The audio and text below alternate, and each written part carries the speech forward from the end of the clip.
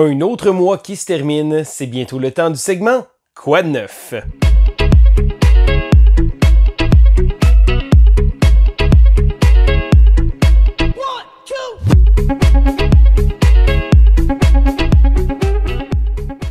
Bonjour et bienvenue du jeu.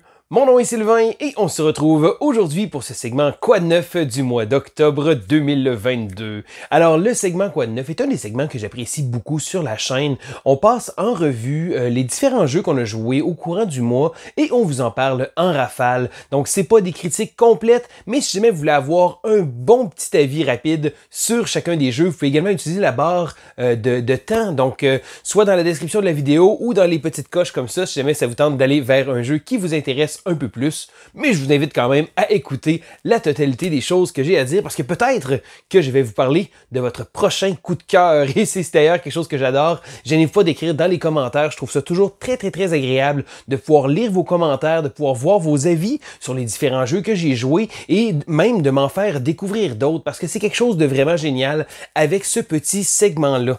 Donc je commence immédiatement avec quelques petites statistiques ludiques personnelles. Alors au courant du mois d'octobre, j'ai joué 34 parties de 19 jeux différents et là-dedans, il y en a 10 que c'était la première fois que j'y jouais. Et là, une autre chose que j'ai faite vers la fin du mois d'octobre, j'ai participé à un événement ludique qui s'appelle le WJDS, donc le week-end de jeux de société. D'ailleurs, si jamais vous voulez aller regarder mon retour sur l'événement, je vais vous en parler un peu plus en détail dans cette vidéo-là. Mais là, justement, je profite de l'occasion pour parler des autres jeux. Donc, je commence immédiatement avec un jeu qui n'est pas une nouveauté, loin de là. J'ai rejoué à Kingsburg, la 2e édition.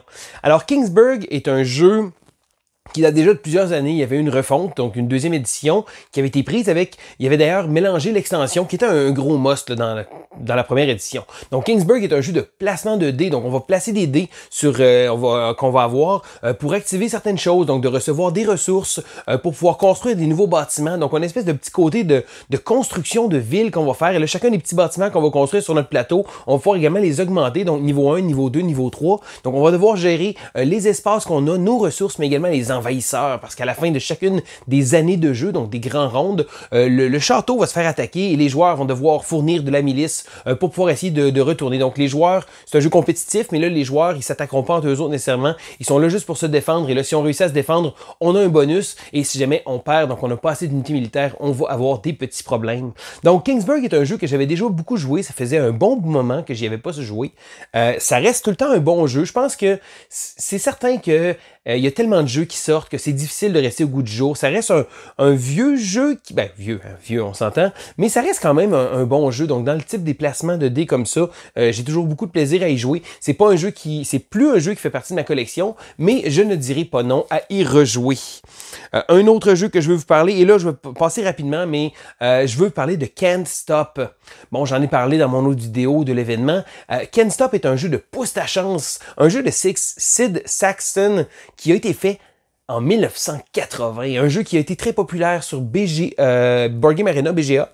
Donc moi, j'y avais jamais joué là. Et je connaissais le jeu de réputation, mais j'y avais jamais joué. Donc c'est vraiment un vieux classique. Et là, un vrai classique cette fois-ci que j'avais jamais essayé. Donc à l'événement, j'ai eu l'occasion d'y jouer. D'ailleurs, je vous en ai parlé dans l'autre vidéo. Mais ce qui fait en sorte que j'en reparle maintenant, c'est que j'ai montré ce jeu-là à ma fille et à ma femme. Et là, ma femme ne joue pas beaucoup à des jeux de société. Je dirais que, tu sais, elle a m'endurer un peu tout le temps avec ma grande folie de jeux de société. Mais elle a voulu y jouer avec moi et elle a bien apprécié le jeu, même assez pour y rejouer. Donc, on a joué à 2. On a également joué à 3 avec ma fille parce que ma fille avait bien aimé le petit aspect de pousse ta chance. Le jeu a une nouvelle édition. Donc, une belle édition d'ailleurs, très abordable. Ma boutique du coin et je pense que c'est en vente aux alentours de 22$. Donc c'est vraiment pas cher, le matériel est très beau. Le jeu vient avec un petit playmat, donc je sais la version d'origine avait une espèce de plastique. Il y avait des petits cônes aussi, donc il n'y a pas de petits cônes dans cette version-là.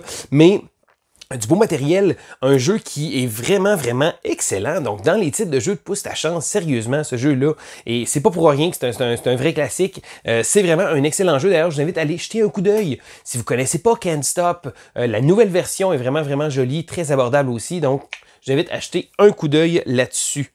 Je veux vous parler ensuite de Marvel Remix. Et oui, un jeu de Marvel.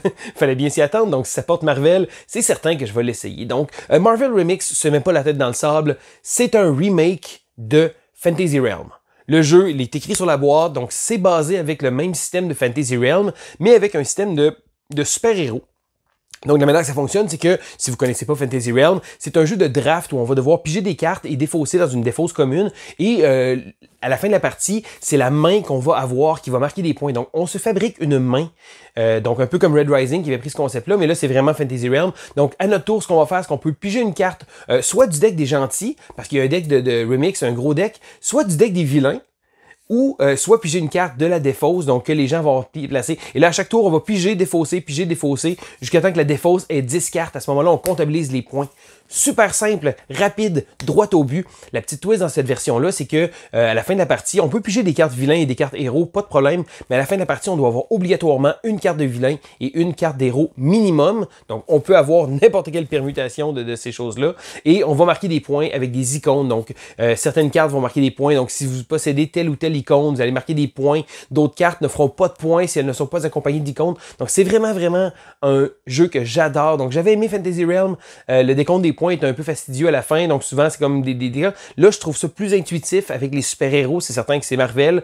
On se le cachera pas, ils ont slappé vraiment le IP dessus, là, la propriété intellectuelle, mais ça marche bien, donc j'apprécie vraiment ce jeu-là. Très rapide à jouer, même le fun à 2 joueurs. Je trouve ça le fun. On peut choisir d'essayer d'accélérer la partie ou de la ralentir un peu, parce que si on se met à piger de la défausse et qu'on redéfausse après, la défausse va rester avec le même nombre de cartes. Donc, on a un petit côté stratégie, beaucoup de chance, bien entendu, de chercher les bonnes cartes, mais c'est un jeu que j'aime beaucoup. Je vais vous parler ensuite d'un Kickstarter que j'avais reçu, en fait, que j'avais acheté sur le tard, Mythic Mischief. Mythic Mischief est un jeu de 2 joueurs. Donc, on peut jouer à 4 joueurs, il y a un mode par équipe, mais essentiellement, c'est un jeu à 2 joueurs. Où on va devoir tenter d'utiliser donc un jeu asymétrique, où on va devoir tenter de se déplacer sur un plateau de jeu et d'éviter le Tomb Keeper. Donc, imaginez-vous, le thème est très puissant pour un jeu qui est presque un jeu abstrait. Vous êtes des écoliers, vous êtes dans une école et il y a le bibliothécaire qui se promène. Donc, le bibliothécaire, lui, a une course qu'il va faire. En fait, une course, il va marcher à chaque fin de tour, il va suivre le chemin. Donc, le chemin le plus direct qu'il va pouvoir avoir pour aller chercher son point d'origine, son point de destination, pardon. Et là, les autres joueurs vont devoir se déplacer, manipuler le plateau, déplacer les murs, donc des bibliothèques, si on veut, de manière à faire en sorte que le bibliothécaire attrape les autres élèves parce qu'ils font l'école buissonnière, ils se cachent dans la bibliothèque pour ne pas être en classe. Donc, un jeu qui, sur papier, est vraiment, vraiment super. Donc, quand j'ai lu, c'est vraiment intéressant comme concept. Je trouve ça vraiment le fun. J'ai joué, il me semble qu'il manquait de quoi. Peut-être c'est un jeu qu'en rejoignant, je vais l'apprécier de plus en plus, parce que l'idée de base est vraiment super bonne. Une espèce de jeu abstrait où on déplace, le matériel est super beau, les factions sont différentes. J'ai pas essayé beaucoup de factions. Peut-être même que j'ai eu des parties qui ont été un peu ordinaire. C'est certain que je pense que ce jeu-là a quand même beaucoup de choses pour lui, mais pour moi, ça n'a pas été assez pour le garder dans ma collection, parce que ça s'en vient difficile. À un moment donné, bon, je ne veux pas faire pitié, mais j'ai beaucoup de jeux. À un moment donné, c'est difficile de percer la collection, de dire comme, est-ce que ce jeu-là fait vraiment de quoi de très différent des autres qui se démarquent. Donc, et je pense que Mythic Mischief, j'aurais voulu qu'il se démarque, mais je pense que j'ai pas assez de parties à lui consacrer pour le permettre de s'élever. Je continue avec un jeu qui ne fait pas partie de ma collection, celui-là. J'ai joué à Praga Caput Regni. Alors, du designer Vladimir Suchi. Donc, Vladimir Suchi est un designer que j'aime beaucoup. Donc, il a fait des jeux excellents comme Underwater Cities, qui est un jeu que j'adore. Mais il a également fait beaucoup de jeux de type euro comme ça. D'ailleurs, Pulsar, que j'ai parlé récemment aussi, que j'ai pas encore joué. Mais c'est des jeux euro qui sont... On se le cachera pas, c'est un euro très, très générique. C'est pas une mauvaise chose, c'est un bon jeu. J'ai bien aimé ma partie de Praga, mais je pense que ça fait partie des jeux qui sont un peu oubliables. Du fait que, est-ce que j'ai préféré Praga à Boon Lake? Je sais pas. Je pense que oui, mais Boon Lake est quand même partie de ma collection. Et là, j'ai d'autres euros qui arrivent. Et le problème avec ces euros-là, c'est que c'est des euros médium à lourd. Donc, c'est une espèce de créneau que j'ai pas l'occasion de sortir souvent. Et lorsque j'ai la chance d'en sortir un, je vais probablement sortir un Ark Nova, un Terraforming Mars, un Underwater Cities. Donc, c'est certain que Praga sera probablement pas un achat pour moi. Je dirais pas non une autre partie, parce que je pense que ma première partie m'a permis de voir un peu ce que le jeu pouvait nous apporter. Et encore une fois, c'est le genre de jeu que Si on est pour rejouer, et souvent c'est pas mon problème, c'est ma situation personnelle, je vais jouer quelques parties, mais pas assez pour pouvoir vraiment m'imprégner complètement du jeu. Donc Praga, par exemple, je suis bien content de l'avoir essayé. Il y a Messina aussi, un autre jeu du même designer que j'ai bien hâte d'essayer. J'en ai pas une copie, je vais probablement m'organiser pour essayer de jouer avec un ami qui en a une copie, pour voir si ce jeu-là va se démarquer, ou s'il tombe dans la catégorie des bons euros, mais pas assez bons pour que je décide de le garder. Donc on va voir pour ça. Je continue, après avoir parlé de gros euros, je continue avec un petit jeu qui s'appelle Splendor Duel. D'ailleurs, Splendor Duel, je vais vous réserver probablement une belle vidéo sur ce jeu-là. C'est une version à 2 joueurs de Splendor, mais non, ce n'est pas juste Splendor pour 2 joueurs dans une petite boîte. Le jeu a le même ADN que Splendor. Donc, c'est certain que si vous avez déjà joué à Splendor, vous ne serez pas trop dépaysé. Le but, c'est de ramasser des gemmes pour pouvoir payer avec ces gemmes-là pour acheter des cartes qui vont nous donner des rabais sur d'autres gemmes. Donc, une espèce de côté de engine building où on va faire en sorte de pouvoir acheter de plus en plus de cartes et de marquer des points. Mais la twist, c'est que contrairement à avoir des gemmes très accessibles pour tout le monde, donc comme pour le jeu de base, là, on a une espèce de grille. Et là, à notre tour, on va pouvoir choisir soit de prendre 3 gemmes qui sont une à côté de l'autre, donc en diagonale, en ligne, horizontale ou verticale. Donc, ou encore, on va pouvoir choisir de prendre une gemme en or qui va être une frime. Donc, on a une espèce de choix avec un système de positionnement avec les tuiles comme ça qui sont placées. Donc, du beau matériel, bien sûr, Splendor, des belles petites chips, un petit peu plus petites cette fois-ci, mais le jeu rentre dans une petite boîte aussi. En fait, soyons honnêtes, je pense que le vrai Splendor rentrerait quand même dans cette petite boîte-là si c'était pas toute l'insert puis de l'air qu'il y a dans ce jeu-là. Donc, Splendor 2 joueurs, c'est un petit jeu qui est le fun à sortir, un petit jeu que j'ai bien apprécié, un petit jeu que je vais garder dans ma collection, celui-là. Je pense qu'il va avoir beaucoup de temps de glace parce que c'est facile à sortir, ça a un petit côté addictif aussi. Là, on a envie de rejouer, on fait une partie, et le fait que quand on cumule des cartes comme ça, notre moteur devient mieux parce qu'on a des rabais et la partie peut se terminer dans une des 3 façons. Donc, soit qu'un joueur réussit à accumuler 20 points, donc 20 points de victoire avec les cartes qu'il va avoir accumulées, soit qu'une personne va avoir 10 couronnes. Et là, il y a des couronnes qu'on va avoir sur certaines cartes qui n'ont pas nécessairement des grosses valeurs de points, mais ça rajoute une petite twist différente. Ou l'autre façon, c'est d'avoir 10 points dans la même couleur, donc des gemmes de même couleur. Donc, 3 façons de gagner, un beau petit système qui roule bien, un petit système de prestige avec des petits parchemins qu'on va pouvoir utiliser pour avoir des petits bonus. Vraiment un super. Arrêtez-vous pas au fait que j'ai déjà Splendor, j'ai pas besoin de Splendor à 2 joueurs.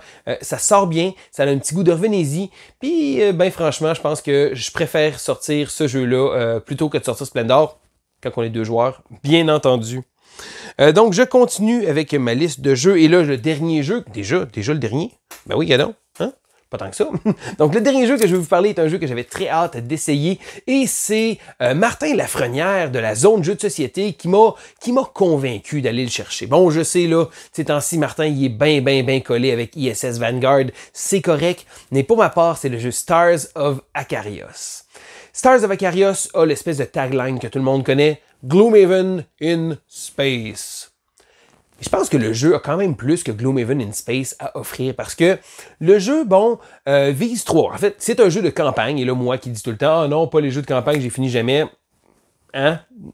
Que voulez-vous? Donc, c'est un jeu de campagne où on va devoir se promener avec un vaisseau spatial. Et là, le jeu vient en 3 modes, si on veut. On a le mode de combat, donc du combat tactique que j'aime beaucoup. On a du positionnement à faire, on a des armes qu'on va utiliser. Et là, on a une espèce de côté tactique que j'apprécie énormément, mais aussi le fait que, contrairement à Gloomhaven, on n'est pas contraint par le temps tout le temps. En tout cas, j'ai pas fait tous les scénarios, mais Gloomhaven, il me semble que chaque mouvement est comme calculé, que tu peux pas faire de faux mouvements parce que si tu t'écartes un peu, tu n'auras plus de cartes, puis tu pourras pas réussir la mission. Là, on a une espèce de latitude comme ça, et le système de combat est tellement bien pensé. C'est vraiment génial. Donc, je pense que c'est la partie majeure du jeu. Mais il y a également 2 volets d'exploration. Donc, il y a un volet d'exploration spatiale que tu te promènes dans l'espace avec ton vaisseau, puis tu peux aller explorer des planètes. Donc, une espèce à la 7e continent, là, qu'on a des cartes qu'on va placer une à côté de l'autre. On va se déplacer, visiter des endroits, on a un gros livre avec des rencontres, mais on a également l'aspect que quand on est sur les planètes, on peut aller visiter les planètes. Donc là, on va se déplacer encore une fois, on va pouvoir interagir avec des jets de compétences qu'on va avoir. Donc c'est un jeu qui est complet. J'ai joué simplement 2 scénarios, donc je suis pas vraiment encore investi dans ce jeu-là, mais j'ai vraiment aimé ce que le jeu m'offre. J'ai fait le premier scénario en fait avec un ami une fois, on a joué à 2 joueurs avec mon ami Jeff. J'ai vraiment trouvé ça le fun. Je trouve que le jeu a une bonne prise en main, donc c'est bien pensé. Et là, quand on parle à Gloomhaven, c'est certain, le type de combat ressemble beaucoup parce qu'on a un deck de cartes qui servent de modificateurs au deck, donc des +1, des -1, des choses comme ça. Et c'est vraiment, cette partie-là est vraiment identique à Gloomhaven. Mais sinon, j'ai trouvé que le jeu est un peu plus ouvert. J'ai bien hâte de voir qu'est-ce que l'histoire a à nous proposer, qu'est-ce que le jeu également a à nous proposer. Juste les petits scénarios de départ m'ont vraiment mis l'eau à la bouche. Et je pense que c'est le genre de jeu que je vais vraiment aimer à explorer parce que c'est le genre de jeu, oui, qui demande d'être joué, puis d'être joué, puis d'être joué. Est-ce que je vais lui rendre honneur en jouant assez à ce jeu-là? Je pourrais pas nécessairement le savoir pour l'instant, mais c'est certain que je vais probablement me donner un petit peu pour pouvoir faire au moins quelques scénarios et avancer parce que j'ai vraiment apprécié ma première expérience. Donc, ça fait déjà le tour des jeux que je voulais vous parler. Donc, si jamais, encore une fois, vous avez aimé la vidéo, je vous invite à faire un petit pouce vers le haut. Si jamais vous n'êtes pas abonné à la chaîne, eh bien, abonnez-vous. On vient de franchir le cap des 16 000 abonnés. Et ça, c'est 16 000 fois merci. C'est un petit geste, un petit clic. C'est tout simple, mais ça fait toute la différence de voir le support, de voir que les gens nous suivent et que les gens aiment ce qu'on fait. Donc, ça nous fait toujours plaisir. D'ailleurs, si jamais ça vous tente, vous pouvez également nous encourager via la plateforme Patreon. Vous allez remarquer dans la description de la vidéo, il y a un petit lien pour pouvoir aller voir ça. D'ailleurs, parlant de nos backers Patreon, je tiens à remercier quelques-uns d'entre eux. Alors, merci beaucoup à David Favre, à Miguel Piette. Miguel, toujours un plaisir de te croiser dans les événements ludiques, c'est toujours le fun. Ensuite, merci à Marie Jolivet, Jessica Hébert-Mathieu, Jonathan Le Carpentier, Brice Romian, Marc Boudreau. Encore une fois, Marc, j'ai bien aimé ça, te croiser au Délirium ludique, c'était vraiment le fun. Dominique Jaudoin aussi. Merci Doom, j'ai eu l'occasion de jouer avec toi également. On a fait une vidéo ensemble, je trouvais ça le fun sur la chaîne. Mais je tiens aussi à remercier d'autres Patreons. Donc merci à Mathieu Marcarian, à Jérémy-Charles Dufour, à David Castonguay, Marc Thibault, François Tétrault, Serge Darvaux, Lionel Fourré, Cyril Souchu, pardon, oui, Olivier Dubé, Mylène Lesage, Claudia Gomez et Lydia Beauchemin, Madame Meeple. Alors, merci beaucoup du support que vous nous donnez sur la chaîne. D'ailleurs, il va y avoir un petit quelque chose pour vous très bientôt. Ben oui, je pense que ça fait le tour de ma vidéo. Je pense que je veux pas trop m'éterniser, quoique je finis toujours par m'emballer et parler d'un paquet de choses comme ça. Donc, qu'est-ce qu'on a à suivre sur la chaîne? Eh bien, on a beaucoup de choses, beaucoup de contenu qui s'en vient sur la chaîne, beaucoup de choses intéressantes. J'ai des tops à continuer. J'ai plusieurs jeux que je veux vous parler aussi, plusieurs expériences ludiques. Et là, le problème, c'est que là, j'ai comme 1 million de projets que je veux faire, puis j'ai comme juste pas le temps de tout faire. Donc, je vais essayer de vous parler probablement de Splendor Duel. Je veux vous parler aussi de Marvel Remix. J'ai bien aimé ça. Je vais vous montrer une petite vidéo sur les règles au moins.